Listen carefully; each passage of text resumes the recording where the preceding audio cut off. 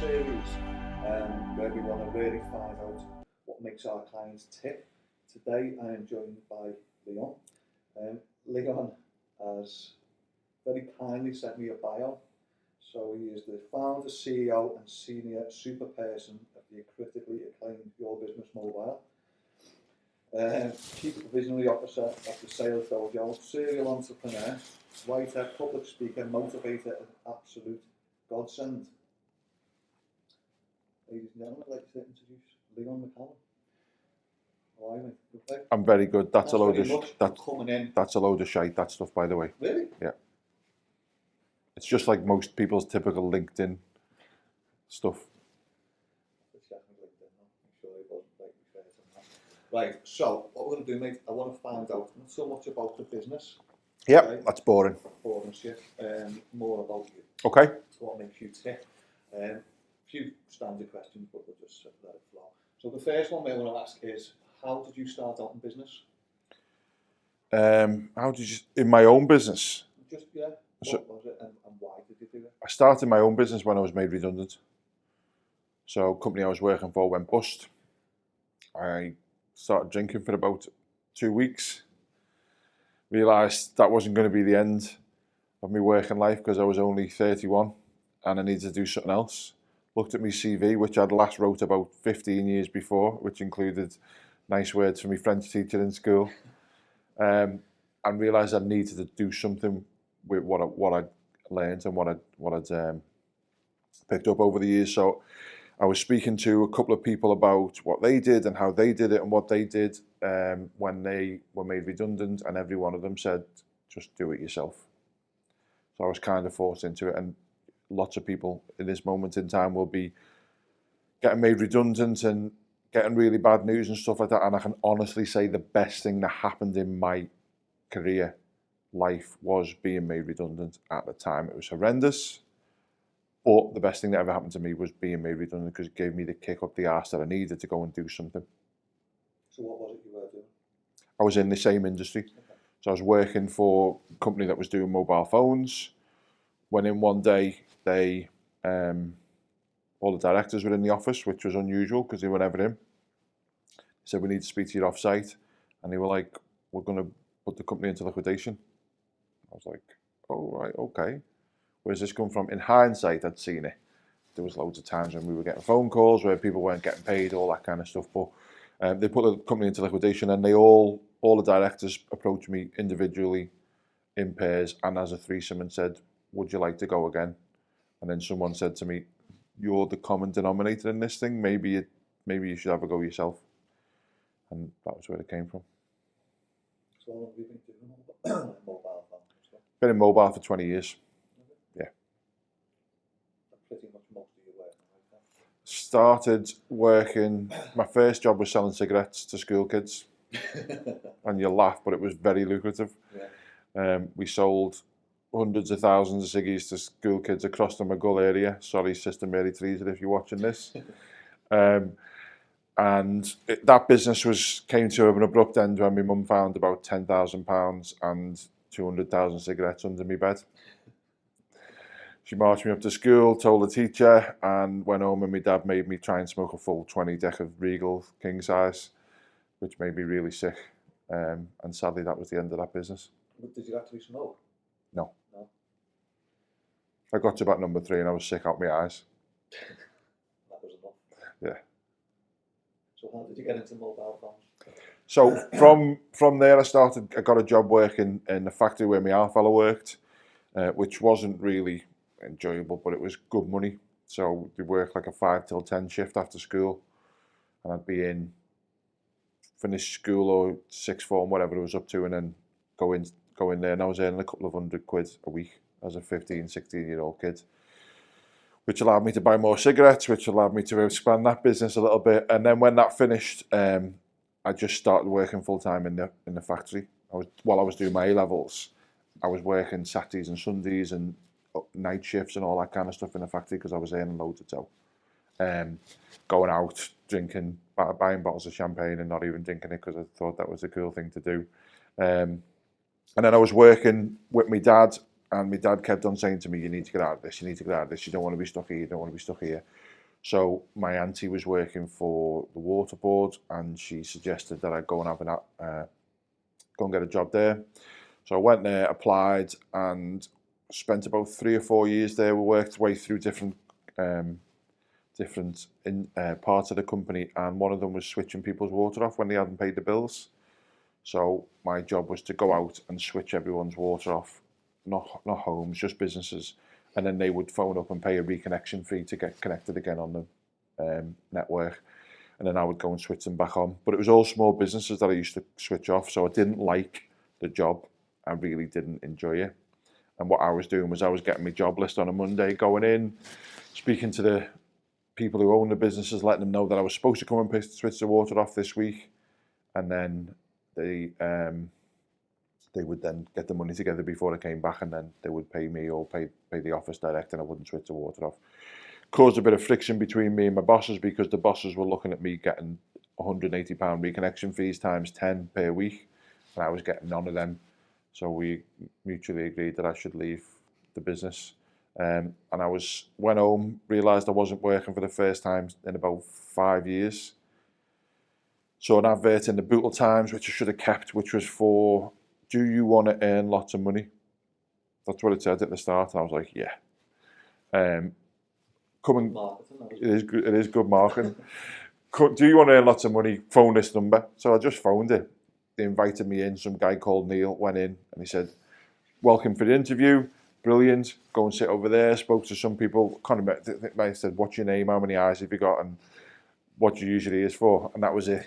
That was pretty much the interview. And then he said, right, okay, you can start Monday. And I was like, brilliant. So I went home, told my mum, got a new job. This is all great. And I went on Monday. We were in Martin's Bank building in town, and there was about 45 people started in the job on the Monday. And I was like, must be really expanding. This is a great company to start working for. And then they sat us at the back of this room, gave us a phone book, and I think they give you 20 ciggies, or if they didn't, you just brought your own 20 ciggies in, because it was compulsory. You had to smoke all day in the office, and then you were on the phones trying to sell advertising. I think there was 45 people started. By lunchtime, there was about 25 people left.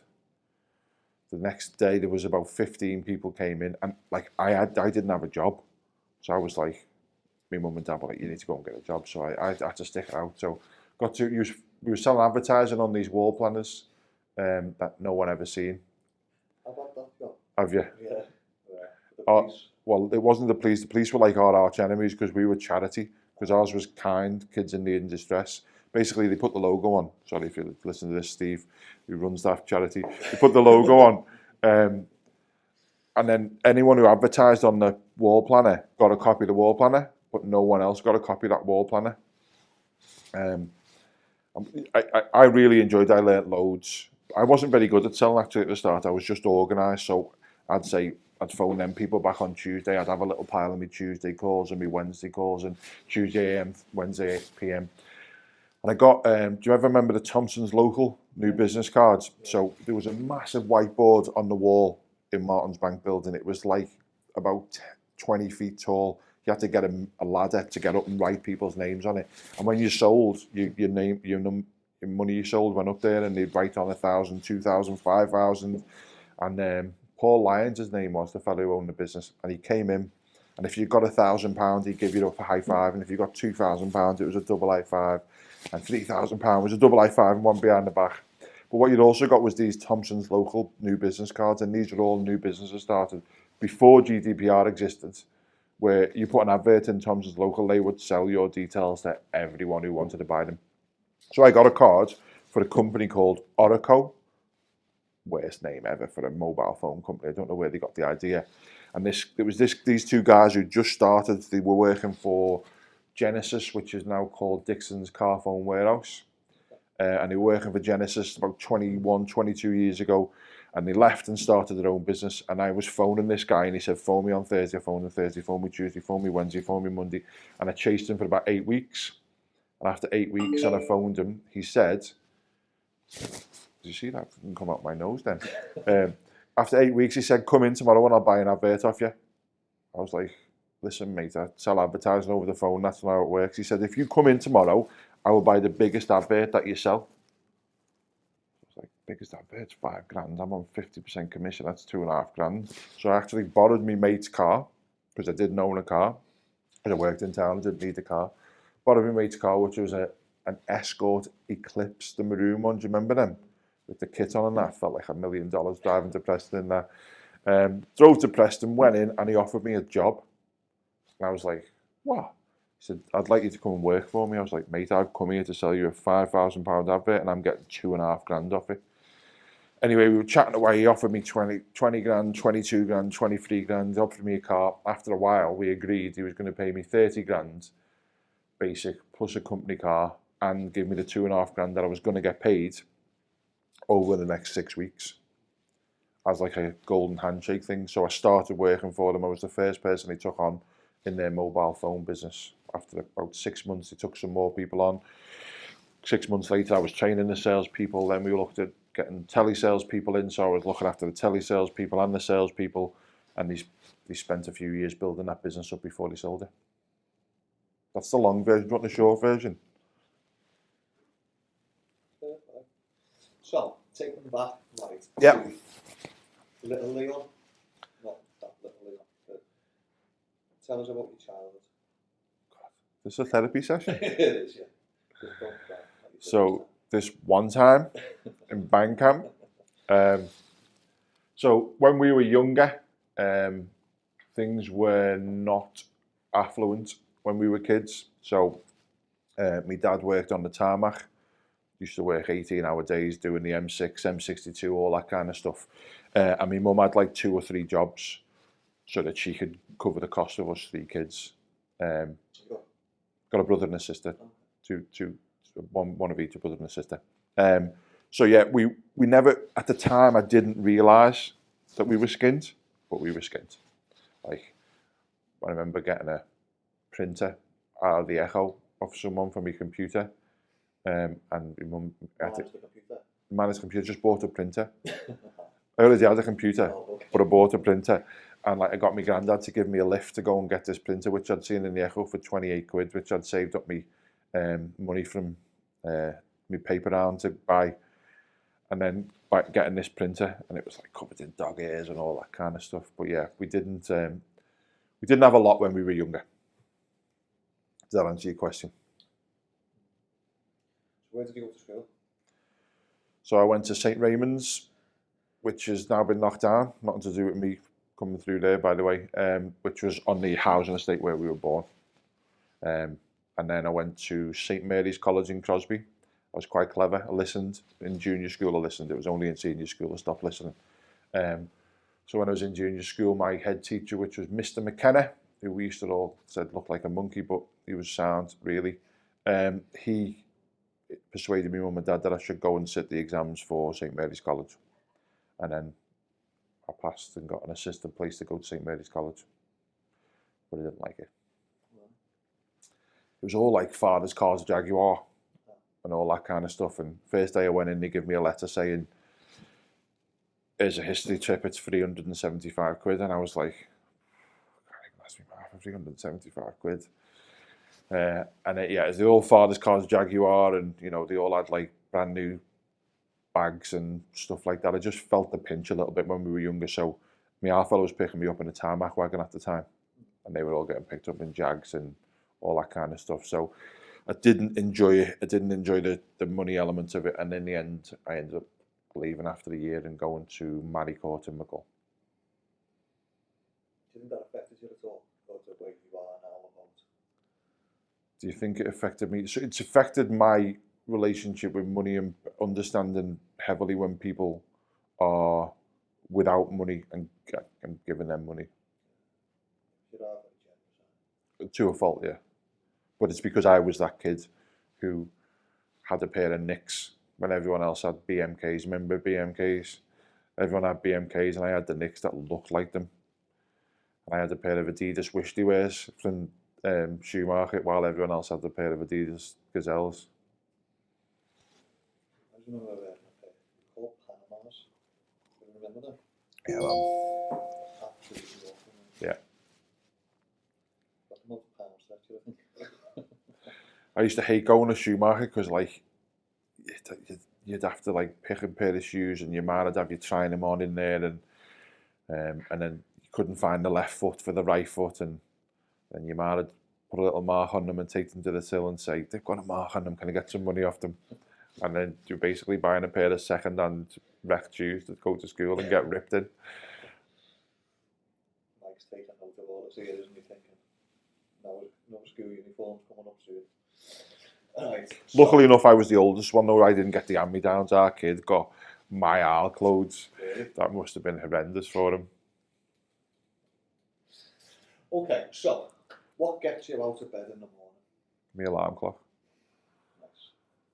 What makes you tick? So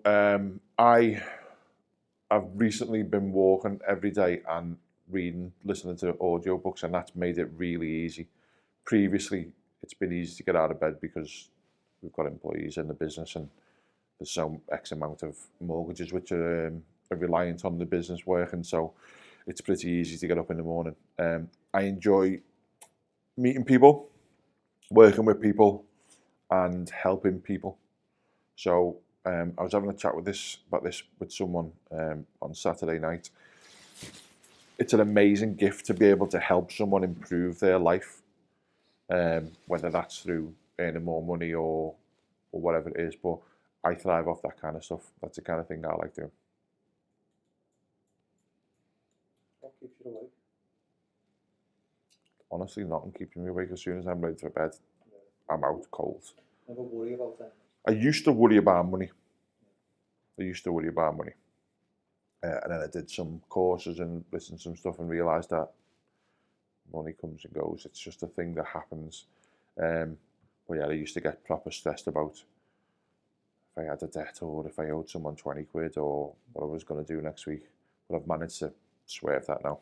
Would you recommend the courses? Yeah, the courses that I did were John Ainge's. Really? Yeah. Through the International Coaching Academy. Tell us a little bit about that then, because people may not know about it. So, most of the good things that happened to me have been based on lies in my life, genuinely. So I was lied to by buying that advert, and I ended up getting a good job which set me up for a career. And I went to a networking event and John Ainge was there, and he said, what do you do? We're having a chat, and I said to him, I like Liverpool Football Club and all that, and he said, well, I've got a networking event on Monday, and what was this guy's name? He was the CEO of Liverpool. He should always be in town drinking. What was his name? It'll come to me in a sec. No, since him. Slick back here.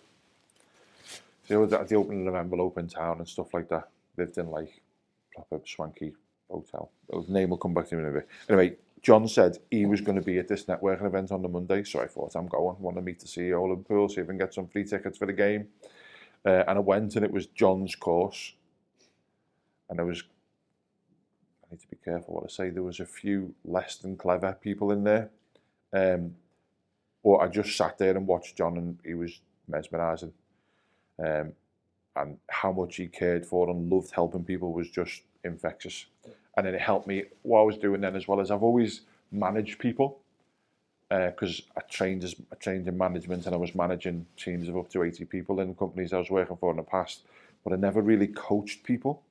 And John's stuff makes you think about coaching and asking really good questions and listening really well, and teaches you how to listen properly. And pretty much every self-help book I'd ever read or bought or listened to, John pretty much covered most of that stuff throughout his courses. How long's the course? Well, that's part of the problem, is lasts for like 4 months or something stupid like that. It's Monday, Tuesday and night for 4 months, like 5 o'clock at night till 9 o'clock at night or something. It's like, just breaks your heart. You've got to be tough to get through it. But it was really good.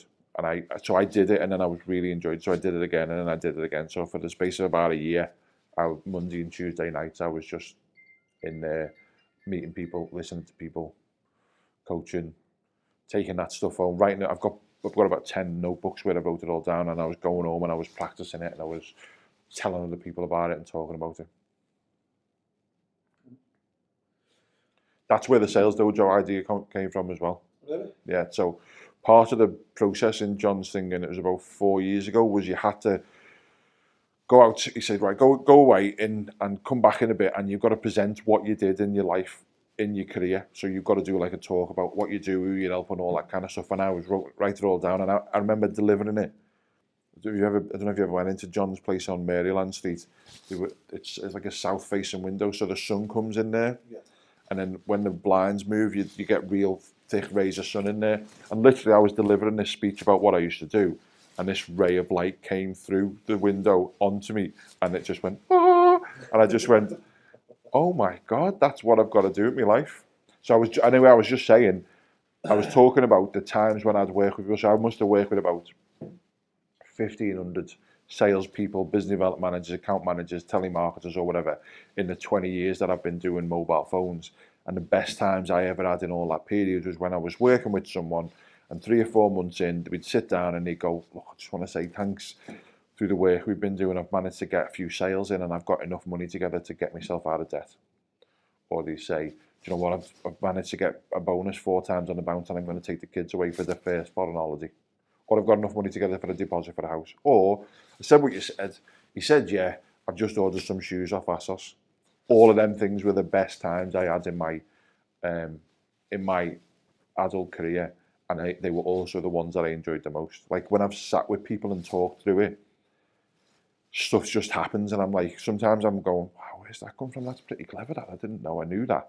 But I've helped someone with that kind of stuff, and then they've gone away and done some good numbers. So I owe John Ainge a lot for that, because he managed to get the sales dojo out of me as well, to be fair. So tell us a little bit about the sales dojo.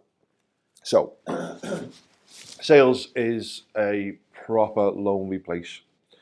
If you're working in sales, whether you're a business development manager, account manager, whether you're employing other people, whether you work for yourself, whether you've got a boss idea in your business, but you want to try and get it out there, it's a proper lonely place, because often as a salesperson, the only other people in your sales network are your boss, who only wants to speak to you about when you're going to hit your target, talks to you only about your pipeline and your target. And if you do ever hit target, the first day of the following month, you forget you've ever hit target and start asking you again about your target. Often, sales managers or managers in general in a sales environment are just people who are really good at the job. So they get pushed into the job of sales manager. So they're actually no good at managing. Managing's it's a skill. It's a thing you've got to learn and work on over years. And often, because you're the best technician, doesn't make you the best manager. In fact, they're very different skill sets. So often the best technicians are the worst type of managers.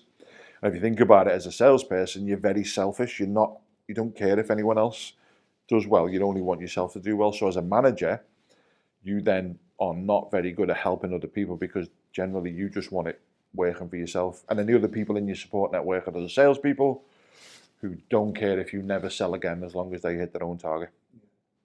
So it's a proper lonely place, sales. So the idea behind a sales dojo is to give people a place where they can come out of that meeting and go and learn some more stuff about how to get more money or more sales or get better at stuff. Because the other thing as well is, I think 10% of salespeople or sales professionals actually learn and read self-development books. The rest don't. And that's not their fault, because sometimes they don't have that much time. But if you start in a business, there's a sales role, or a business development manager, account manager, or whatever, you'll go in, they'll spend 2 or 3 days training you about their product or service. They might do half a day on sales techniques or train you on sales, and then they wish you the best of luck and you're on your own. Now, the classic example is Neymar. Neymar was bought for £178 million on Thursday, and on Friday, what was he doing? He was in training, because every day, to be the best at what they want to be, they train every single day. So the idea of salespeople not training on a regular basis is nuts, because you're never going to be the best you possibly can be. So the idea behind a sales dojo is, and it's selfish as well for me, the best time, mentioned before, the best times I've ever had in my career have been when I've worked with someone and they've earned more money. So if I can get the chance to work with more people and help them to earn more money, I win, and so do they. So would you say that out of everything, is that what excites you the most?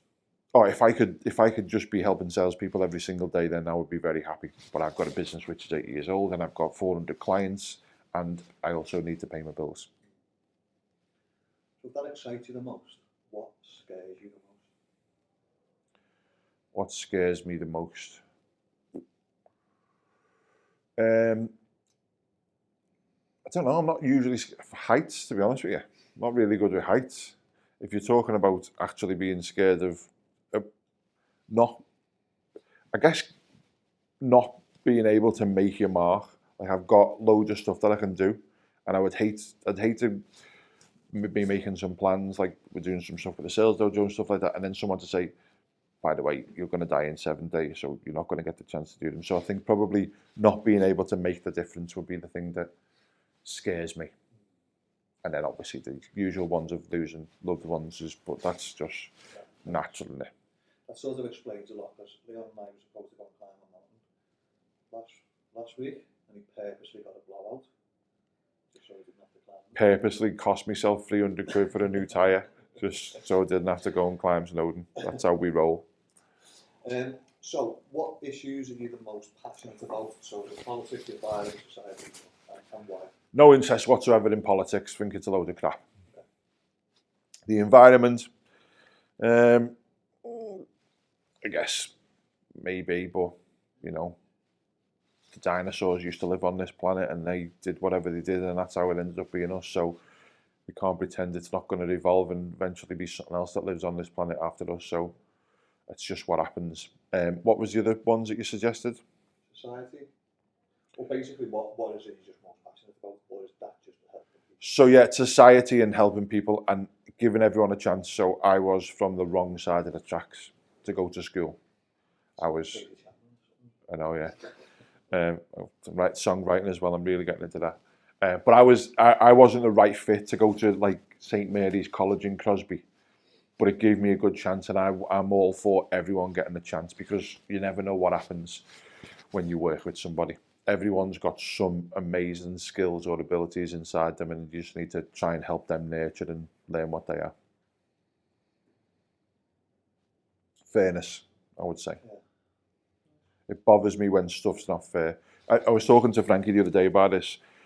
When you have a pain in the pit of your stomach, that's when you know what your moral values are. And they're the ones that bother me, is when you see something unfair happen. I get a pain just somewhere in there, some weird space. Okay, so moving on to some light-hearted stuff. Which book or film most represents you and why? Represents? Yes.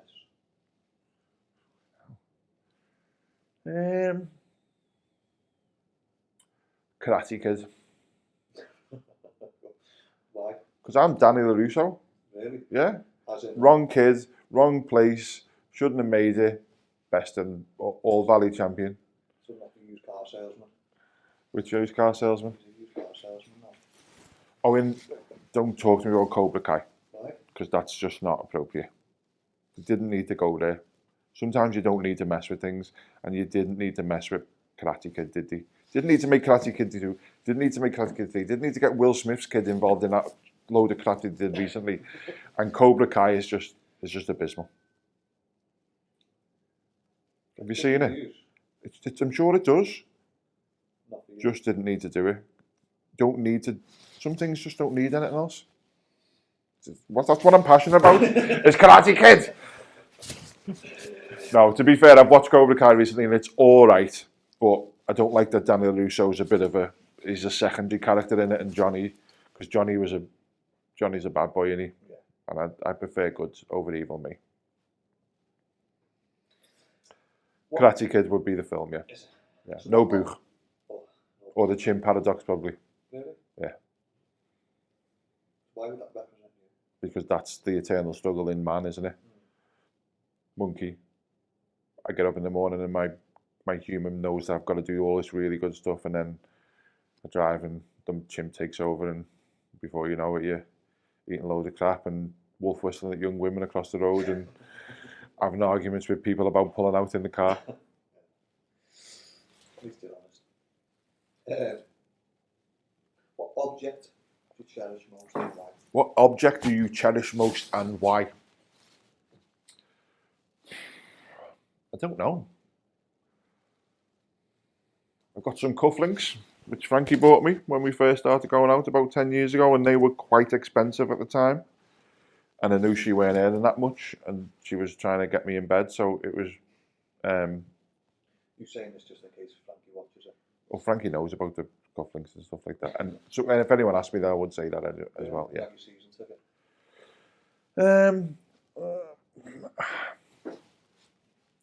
It's difficult with football these days. It's changed massively. In what way? It's commercialised, and I went with my dad, and it was boss, and I took my nephew and loads, and with me brother, and it was really good. But then it's 60 quid for the ticket, and it's just commercialised. It's not what it used to be. Going to game used to be boss. Now it's actually part of you do the other stuff, the socialising, the meeting up, the having a bevy, and the games sometimes actually gets in the way. Like we go on the European aways, and sometimes the match is the worst part of it. It's to go away with the lads and enjoying it and culture and stuff like that. So yeah, I mean the season ticket's important, but I would say probably family actually. Family is probably the most important thing. I had a game of snooker with my half fella yesterday. Bosh. Did you win? I'm going to tell you that I let him win because he was going out with my mum for some dinner and I didn't want to ruin their lunch. But no, he kicked me ass. He's really good. Didn't tell me yesterday that he beat John Parrott as well. My half fella's, if you're watching, my half fella's beat John Parrott. He has beat John Parrott actually. He won the Fenity Cup. Is that it? The Fenity Cup is a pretty big deal in amateur snooker terms. Mm-hmm. I'll send you the picture when I find it of him. It's boss. They just look like boys from the black stuff. Sort of cover some of this, but what drives you the most? What drives you?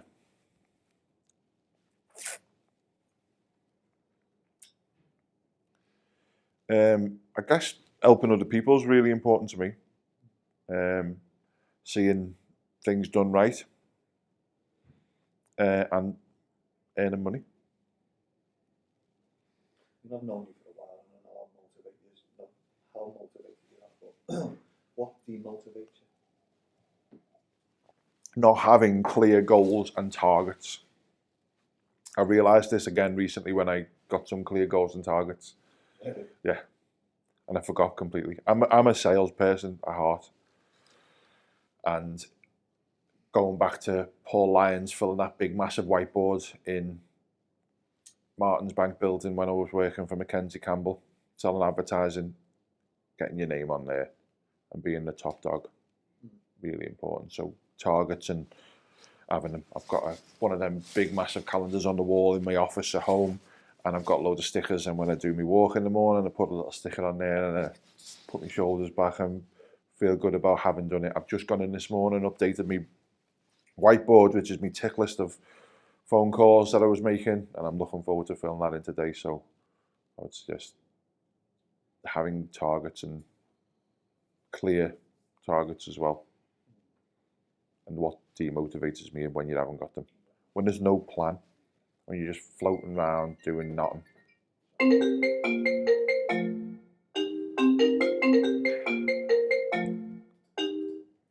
Sorry about that.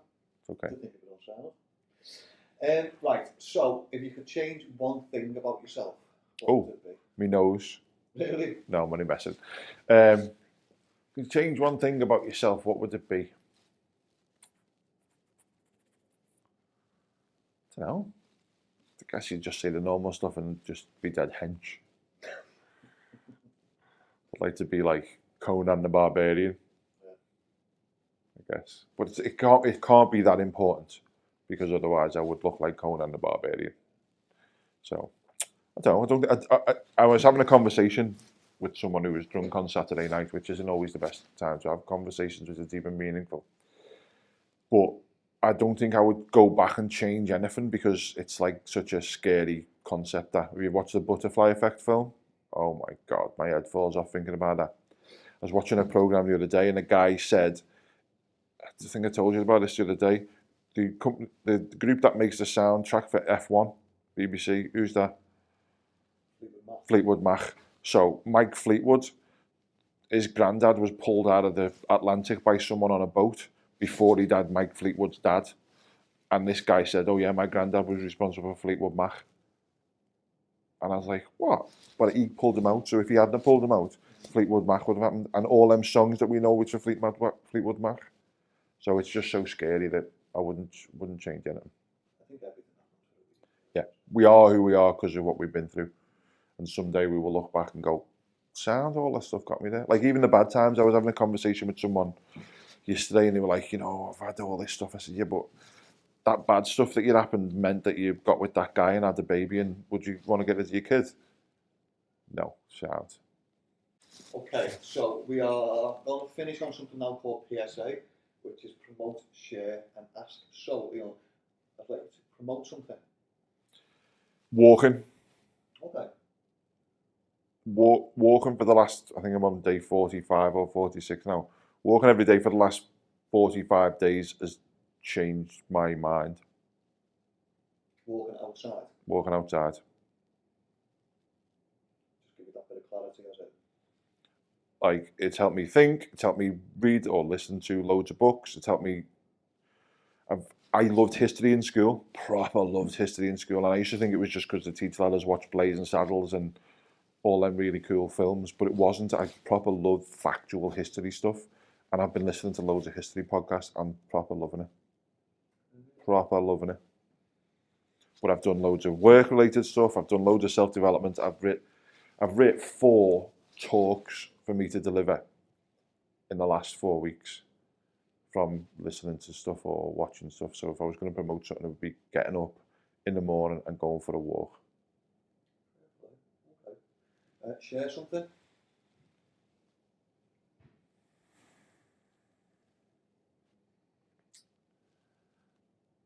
I'm stuck with that. I'm kind of an open book, so there's not much I haven't already shared. And is there anything you'd like to ask? What flavour's that green tea? Just normal green tea. Why? Nice. Do you like it? Yeah. Do you have green tea? Oh, it makes my mouth feel horrible. No, nothing I'd like to ask. Okay. Sorry if I ruined that completely. No, it's absolutely perfect. But so I think that's it, mate. Thanks very much for your time on a Monday morning. Really appreciate it. And yeah, cheers. Thank you.